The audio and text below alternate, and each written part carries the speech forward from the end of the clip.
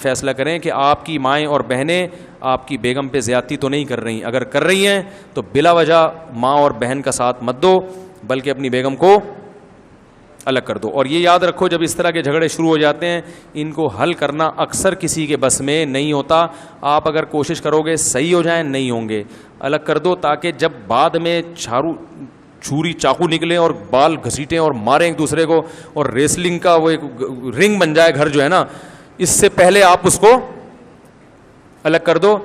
ٹھیک ہے نا, الگ گھر لے کے دے دو. اماں سے بولو, اماں میں ہوں آپ کا بیٹا, روزانہ آؤں گا, اور یہ بھی ہفتے میں ایک دن آپ کے پاس چکر لگائے گی, اور جب آپ کو ٹینشن ہو آپ ہمارے گھر میں آ جائیں. اور یہ ٹینشن میری بیگم پہ یعنی یہ تو میں مذاق کر رہا ہوں, یعنی جب بعض دفعہ ایسے بھی ہوتا ہے, ٹھیک ہے نا, یعنی آپ میرے گھر میں آ جائیں, میں آپ کی ٹینشن انشاءاللہ ختم کر دوں گا. تو یہ ایک ہنسی خوشی پھر زندگی پھر بھی نہیں گزرے گی. ویسے تو بتا دوں میں, کچھ نہ کچھ ٹینشن ہے تو پھر بھی چلتی رہیں گی, تو کمپرومائز کرنا پڑتا ہے. سارے یہ دنیا پر جنت نہیں بن جائے گی اگر سارے مزے یہاں اڑانے.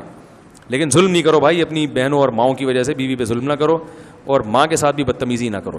لیکن میں ایک بات آپ کو بتاؤں, ناراض تو نہیں ہوں گے. آج کل جس کے مطلب کی بات کرو نا, بس وہ تو خوش ہوتا ہے, اور جس کے اگینسٹ جا رہی ہو. اگر بہو سیدھی سادی مل جائے نا تو مائیں اس کا ستیہ ناس کرتی ہیں, بتا دوں میں آپ کو. جیسے کم عمری میں شادی ہو گئی, بچی گھر چلی گئی سسرال, وہ بیچاری ابھی اس کو گھر میں بھی کھیلتی کودتی تھی, زیادہ اس کو کچن کی فکر نہیں ہوتی تھی. ایسا ہوتا ہے نا. اب باپ تو برداشت کر لیتا ہے, باپ تو کہتا ہے, اس کو پتا ہے میری بچی کا ابھی میچور نہیں ہوئی ہے, چلو کبھی پوچھ لیا ٹھیک ہے, نہیں پوچھا تو تھوڑی سی تنبیہ کر دیں گے.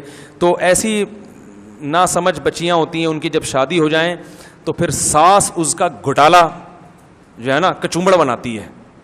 وہ یہ نہیں دیکھتی کہ بھائی میری بیٹی بھی تو اس عمر میں کون سا اتنی سمجھدار تھی, اور اگر تھی بھی تو سب کی تھوڑی ہو سکتی ہیں, بھائی میری تھی اس کی نہیں ہے.